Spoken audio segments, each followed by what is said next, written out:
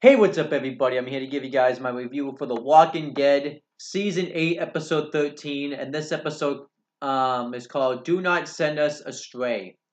Um, and this episode was released on March 25th, 2018. And now let me start reviewing the episode. So, I will admit, this episode is a little hard to follow because a lot of it was filmed at night, and the TV I was watching it off of, you couldn't really see a lot of the action that happened because it was filmed at night. But I did like that it was filmed at night, just because I did. Um, and there was really only one big storyline that took place throughout this episode, so I'll kind of focus on just kind of going through and breaking everything down, kind of chronologically. Um, and um, I mean, there was some minor storylines that took place, but this was really one big storyline. And I did kind of like that it was only one big storyline. I don't know if it's going to be that way throughout the rest of the season because I think they want to probably blow off this Saviors storyline. So the last three episodes, I think, are just going to be dedicated towards it. There's not really going to be many actual individual storylines. Um, which pretty much that's kind of been how this season's taking place anyways, but you could really see it in this episode that it was only one big storyline. So let's start talking about this episode. So yeah, I may kind of, I'll still review it, but I don't know if I'll necessarily do it chronologically. I may talk about some things, um, all at once, but we'll see. So the episode starts off with Morgan, and throughout this episode, he has, let's see, I'm doing it, hallucinations like Gavin, saying that Morgan was the one that was supposed to have killed him instead of Henry, and this happens throughout this episode, and I liked it. It kind of, makes Morgan seem like that he's a little bit more crazy, so I liked it. And pretty much when the Saviors arrive, they everybody that went out in their cars were told to blow their horns as a signal, and then the Saviors finally, everybody is preparing for the battle, and Henry tells Ken Ezekiel that he wants to go out and help defend the hilltop, and Ken Ezekiel tells him not to. He said that he'll die if he goes out there, so he wants him to stay and protect the house. And Maggie gets ready for the battle, and then it cuts to the theme song, and then we actually get to the actual battle itself. Simon, Dwight, and the rest of the members of the Saviors arrive, and Maggie talks to Simon through, the radio, and tells Simon that they have 38 of their guys, and that, well, first she asks for Negan, and Simon pretty much says that, Simon says that you're talking to Negan even though my birth certificate technically says Simon. And then she threatens to kill all 38 of the prisoners if they don't leave.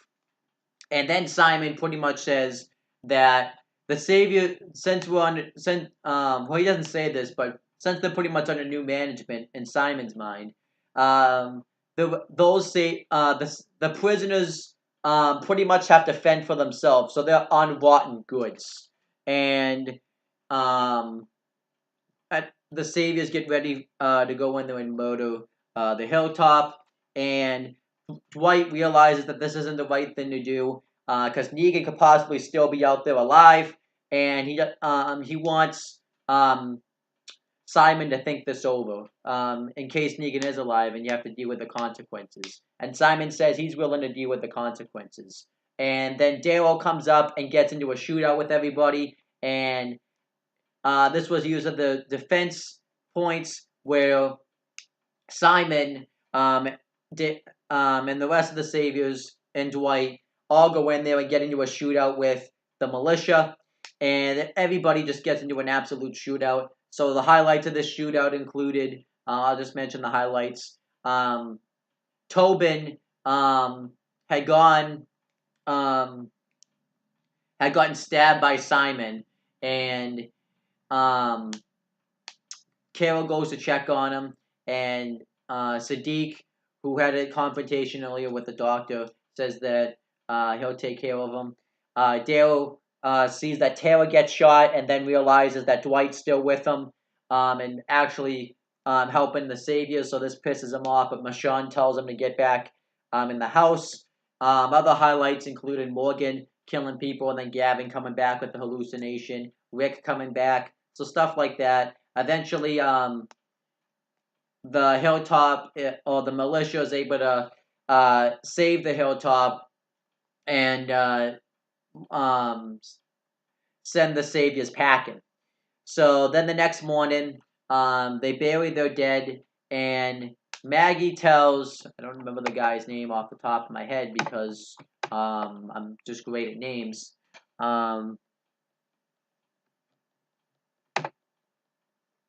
Maggie tells Eldon that Eldon's kind of, throughout this episode, we see that Eldon's kind of on the hilltop side, and Maggie goes and tells Eldon that with a god, you can go bury your people. And one of the hilltop members tells Maggie uh, that she's a good leader, and I always knew that, but you really proved it last night. And Maggie says that pretty much all she wants is Negan dead.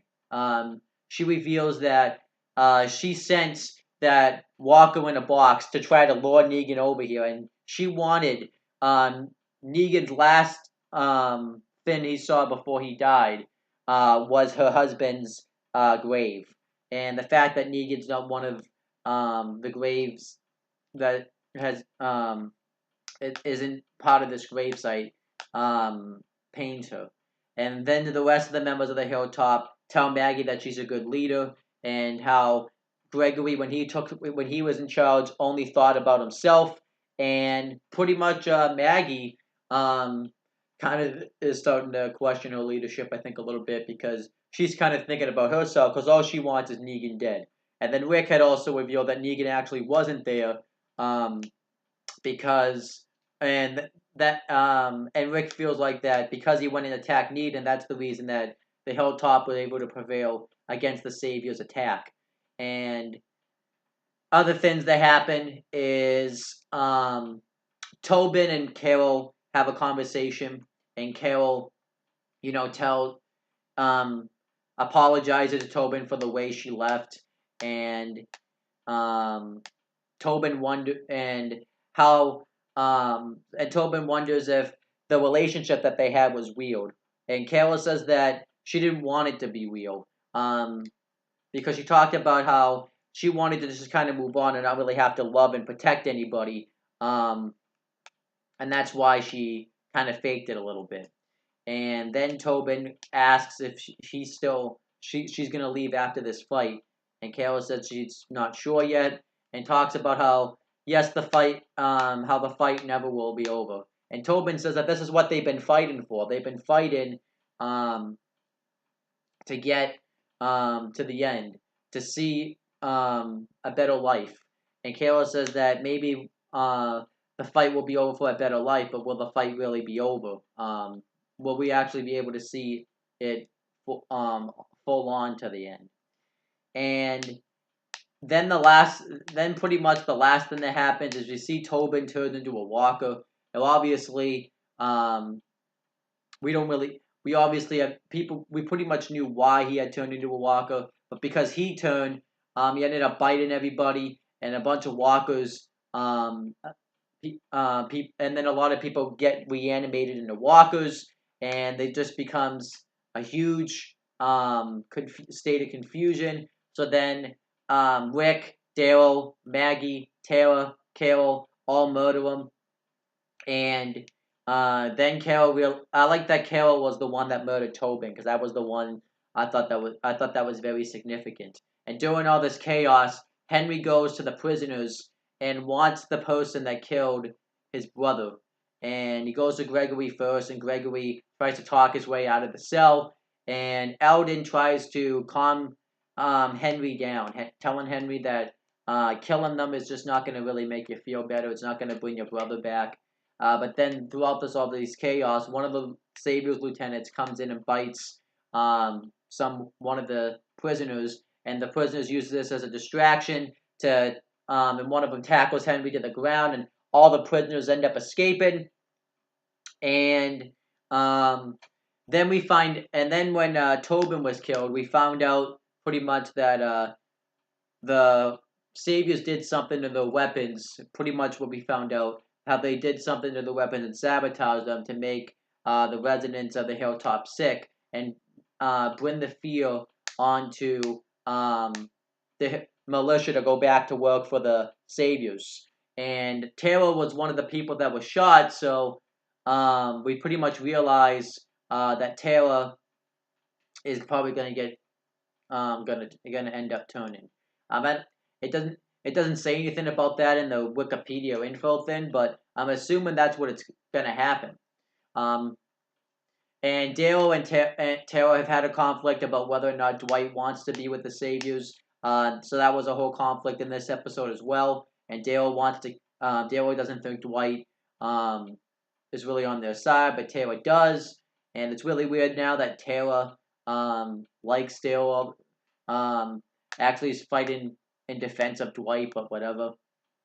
And then everybody finds out the prisoners leave because Alden tells them that, but Alden and some of the other prisoners stay back because they're loyal to the hilltop.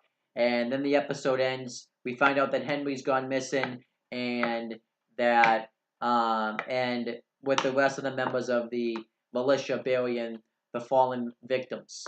And then that was pretty much the end of the episode. So overall, I actually enjoyed this episode of Walking Dead. I thought it was a good episode. I'll give it a 7 out of 10. I didn't think it was a great episode, but I thought it was good. I'll give it a C.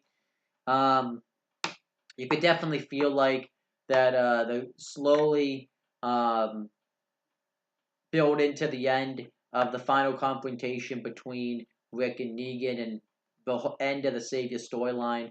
And I think this episode, while it still had some good action and stuff, I think this might have been kind of a little bit of a, I don't know if this was a plot hole, but I think I looked into it. 14 and 15, I think, are going to be the real build-ups because they're both going to be they're both those episodes are like 55 minutes long, so they're going to be really focusing on the end of it. I wouldn't say this was really a placeholder either, though. I think this definitely led towards it, but that's just me.